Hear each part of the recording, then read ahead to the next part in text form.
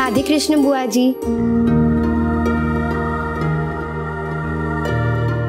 बुआ जी भी आई हैं? किसी ने बताया नहीं? अक्षरा ने भी नहीं? हाँ, नहीं मुझे पता था, वो सॉरी मैं बताना ही भूल गई।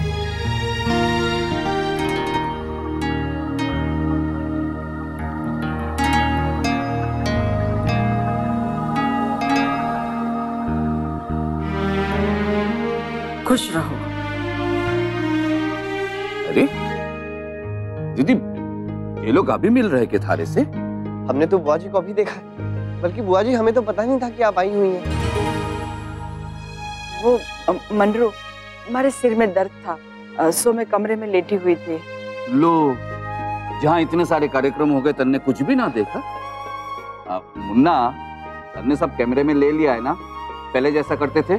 जी दादा जी, सब कुछ रिकॉर्ड किया है, बुआ जी को बाद में दिखा देंगे। आप यहाँ पे हो दादी? हमें पता ही नहीं था, मुझे आपकी याद आ रही थी। देखा दीदी, सिर्फ मारे ही नहीं, थारे पोता पोती भी थारे से बहुत प्यार करे हैं। सुजीत बेटा, तन्ने बहुत अच्छा किया जो सबने लेके जहाँ आ गए। हमारे को पता है दीदी ने ही जोड़ दिया होगा, नहीं तो जहाँ इतने साल तुम लोग यहाँ नहीं आए, यहाँ आज भी नहीं आते। दादाजी चलो ना केक काटते, हाँ केक आपका वेट कर रहा है। चलो चलो चलो चलो दीदी।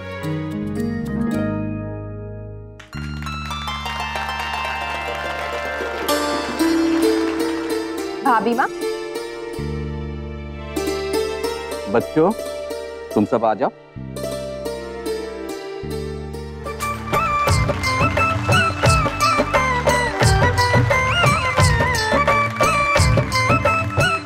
दादाजी अब बड़ी दादी को जल्दी से केक खिलाओ।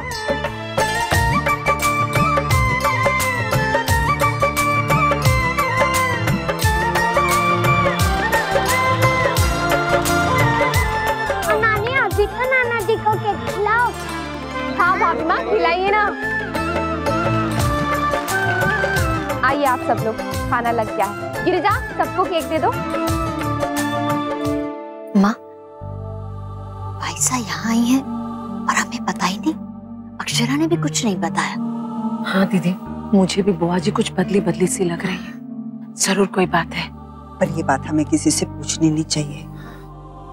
माँ, आप यहाँ थी? हम दोनों कब से परेशान हो रहे थे आपके लिए। कितनी बार फोन कर चुका हूँ मैं आपको, आप कुछ बताती भी नहीं। आप है कहाँ? अरे कम से कम मेरे घर लौटने तक इंतजार तो कर लिया होता। माँ, किसी को कुछ ना बोले घर से निकल गई ऐसे। वहाँ हम आपकी फिक्र में परेशान हो रहे थे और आपको हमारी कोई फिक्र ही नहीं। आपने ये भी नहीं सोचा कि मेरे बच्चे मुझे ढूंढेंगे, परेशान होंगे। बस ये और नाटक मत कर।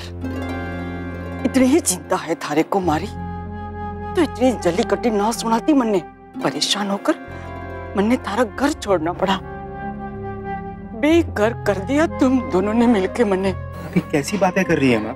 हमारा घर आपका घर नहीं है क्या? रहने दे सुजीत, अब तुम्हारा बेटा ना किसने कितनी चिंता है मुझे सब पता है, सब जानू मैं। माँ जी आप गलत समझ। बस इतने सारे अतिथियों के बीच में तमाशा ना बनाओ, बातें खत्म करो। माँ सुनिए, आइए खाना खाते।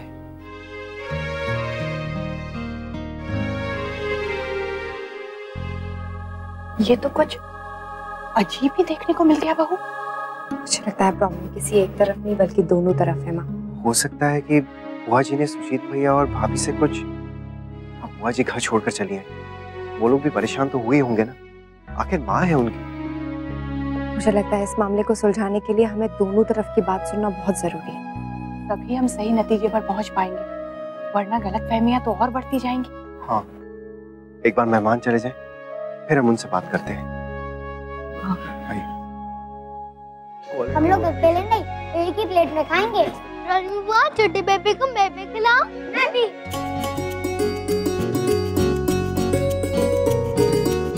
दीदी, तू भी हम दोनों ने ऐसे ही खिलाया करती थी ना, आज फिर से मन कर रहा है।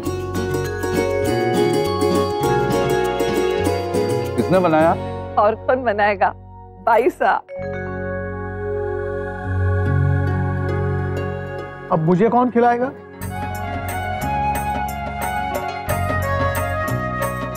बुआ जी, सारा प्यार अपने भाइयों के लेना। हमारा नंबर कब आएगा? हाँ हाँ हाँ, हम भी है लाइन में बुआ जी।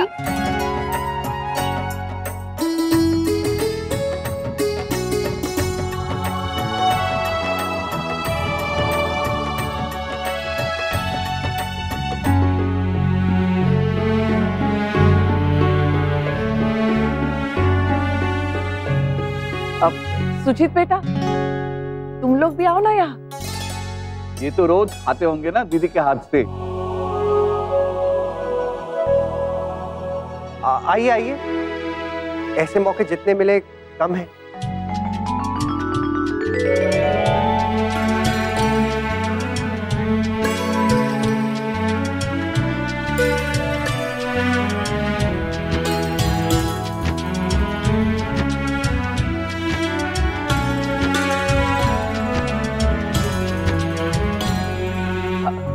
हमारे सिर में थोड़ा दर्द है, मैं जाऊं।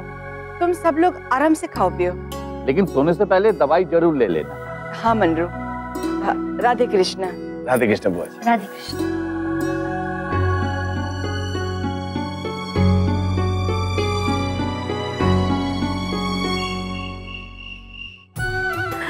मेरे मन में तो अभी भी नाटक की ही पंक्तियां चल रही हैं दीदी।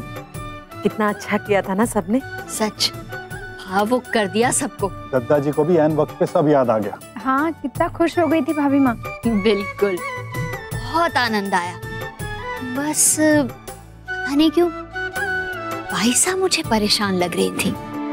हाँ, जब दद्दा जी उन्हें बाहर लेके आए थे तो बुआ जी का बेटा और उनकी बहू उन्हें देखकर कुछ हैरान से हो गए थे।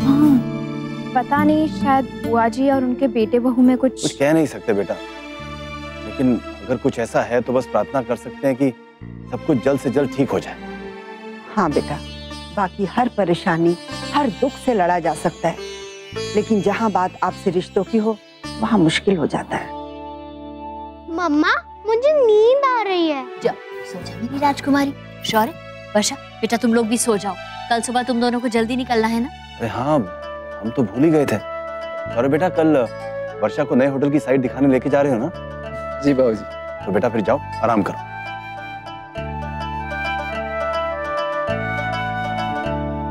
शौर्य की माँ, वर्षा को आपकी और सुनैना की मदद की जरूरत पड़ेगी, तभी वो निश्चिंत होकर काम पर जा सकेगी। हाँ बेटा, ये बात कहने की जरूरत नहीं है। ये आश्वासन तो मेरी दोनों बहुएं वर्षा को उसी दिन दे दिया था जब वो अनुमति लेने आई थी। और वैसे भी मुझे पूरा भरोसा है अपनी दोनों बहुओं पे कि वो उसकी हर संभव तरीके से मदद करेंगी, है ना? माँ, ये भरोसा इनको कब होगा हम पर?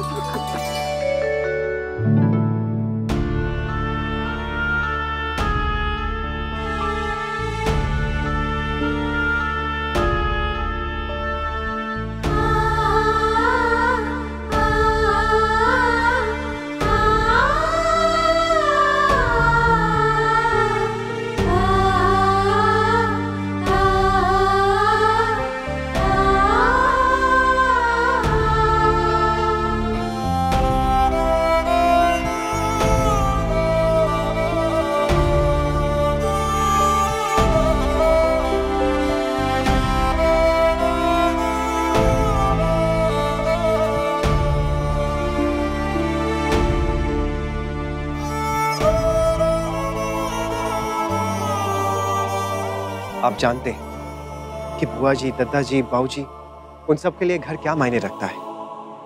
आपने ये ठीक नहीं किया भैया। नैतिक, मेरे पास और कोई रास्ता नहीं था। पिछले 4-5 सालों से बिजनेस में मुझे सिर्फ नुकसान ही नुकसान हो रहा है। कहाँ से लाता मैं इतनी बड़ी रकम? मेरे पास 2 ही रास्ते थे। मैं भी नहीं चाहता था कि वो पुश्तैनी घर मुझे गिरवी रखना पड़े, लेकिन अगर मैं वो घर गिरवी नहीं रखता तो बैंक वाले कर्जे के चक्कर में मुझे जेल में डाल देते। सोच तब मैं बीवी बच्चे को लेकर, माँ को लेकर कहाँ जाता, क्या करता?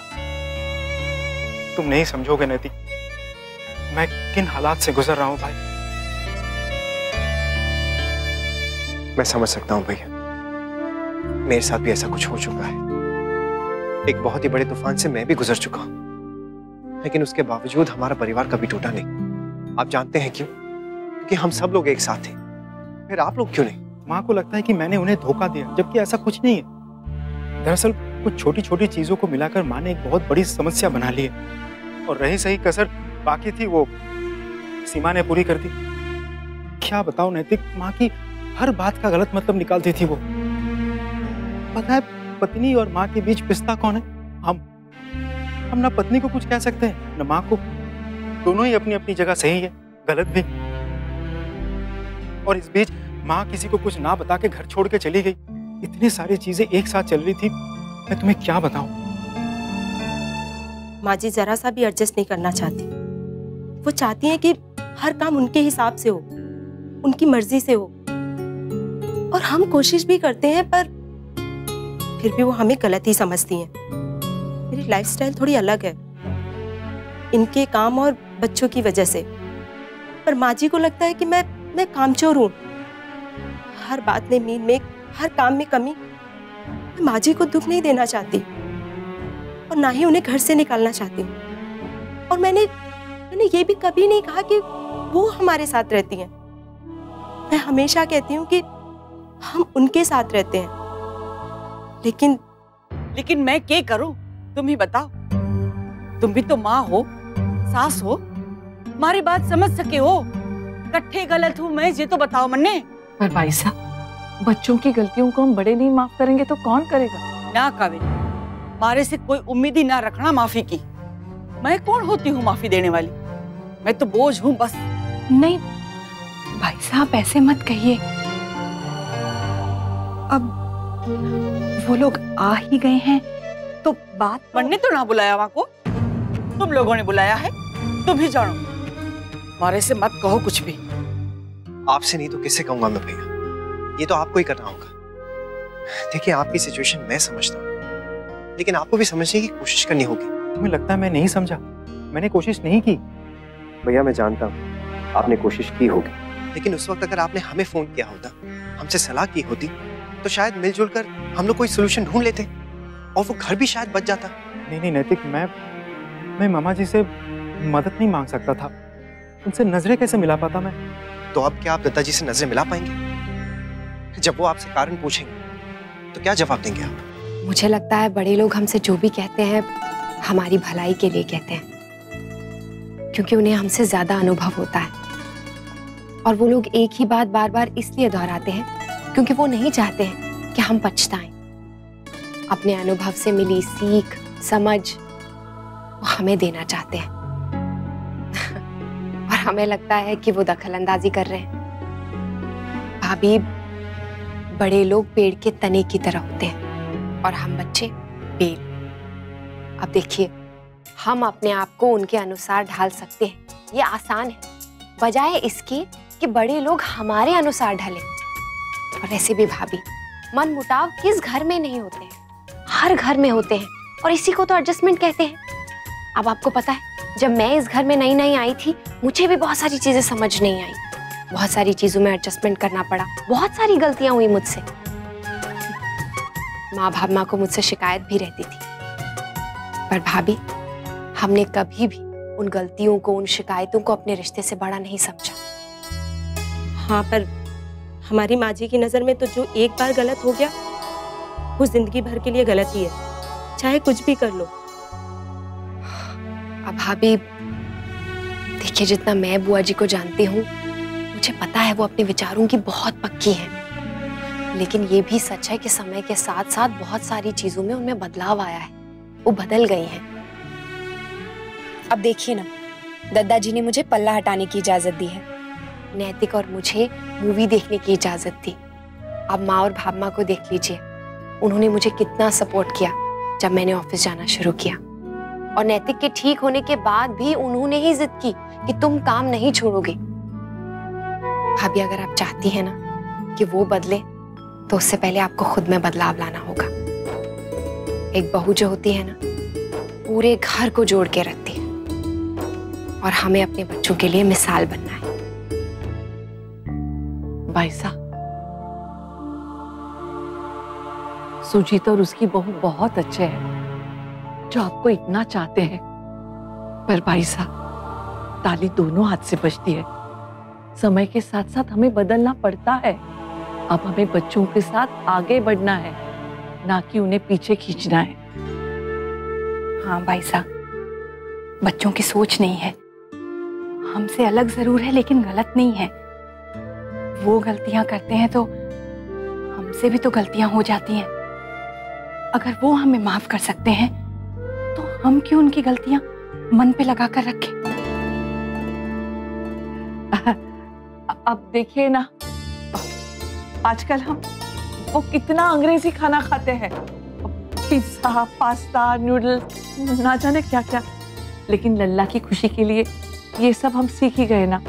जब अपने पोता पोती के लिए हम बदल सकते हैं, उनकी गलतियां माफ कर सकते हैं, तो बेटा और बहू की क्यों नहीं? अगर सिर्फ बच्चे समझौता करें और हम नहीं करें तो ये परिवार कभी नहीं एक हो पाता। मुझे लगता है कि अब भी कुछ नहीं बिगड़ा है।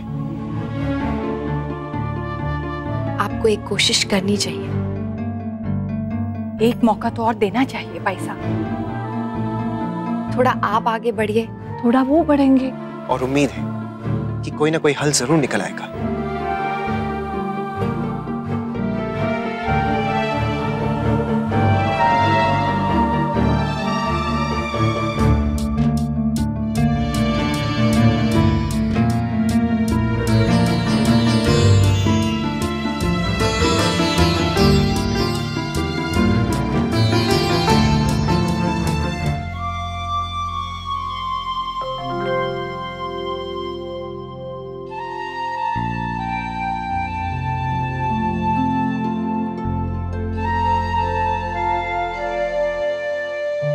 क्या हुआ अक्षय? नींद नहीं आ रही?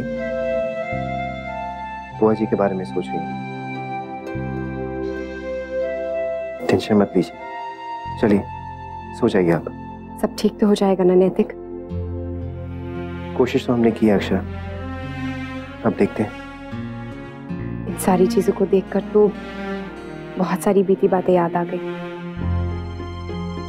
जेल है मुन्ना, ये थारा हिस्सा है और आज के बाद हम लोगों का तुम दोनों के जीवन में कोई दखल ना रहेगा।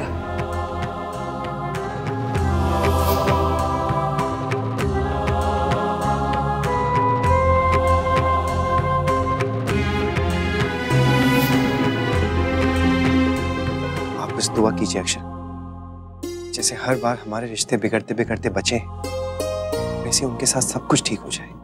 हाँ नैतिक, लेकिन हमें कोशिश करते रहना होगा। अब देखिए ना, जैसे हमारे रिश्तों के बीच में भी मुश्किलें आई, लेकिन हमने कभी उन्हें दरार नहीं बनने दिया। और इसमें हमारे साथ साथ हमारे बड़ों का भी बहुत सहयोग रहा, बहुत साथ दिया उन्होंने। हाँ अक्षय, तभी तो ये फैमिली आज भी साथ है और हमारे रिश्ते और भी स्ट्रॉन्ग हैं।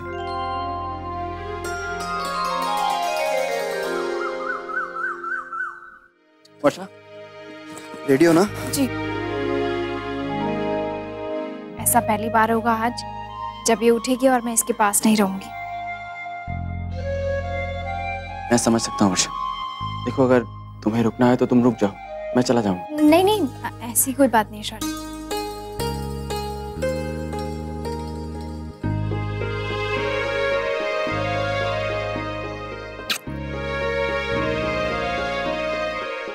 अरे माँ, आप सुबह सुबह भूखे प्यासे घर से जाओगे क्या? ऐसे थोड़ी जाने दूंगी।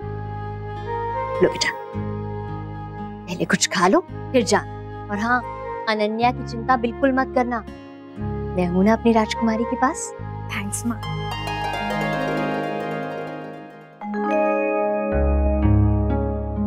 पता नहीं क्या होगा, बाईसा सुबह से अपने कमरे से बाहर नहीं आई है, चाय भी नहीं पी उन्होंने। सुजीत भाई और भाभी भी नहीं आए अभी तक। मुझे अपने कमरे में ही है ना?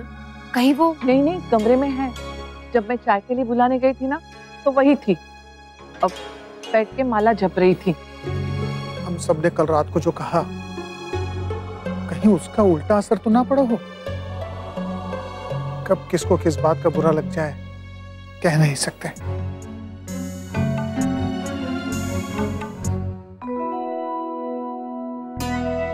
उठ गई मेरी राजकुमारी। मम्मा कहाँ है दादी?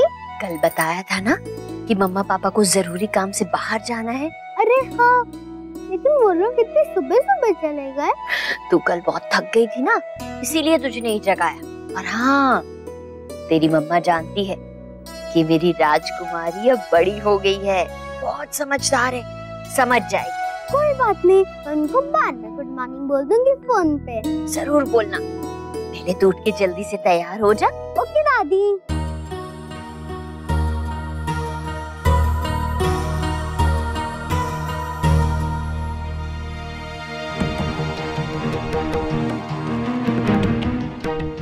बुआ जी,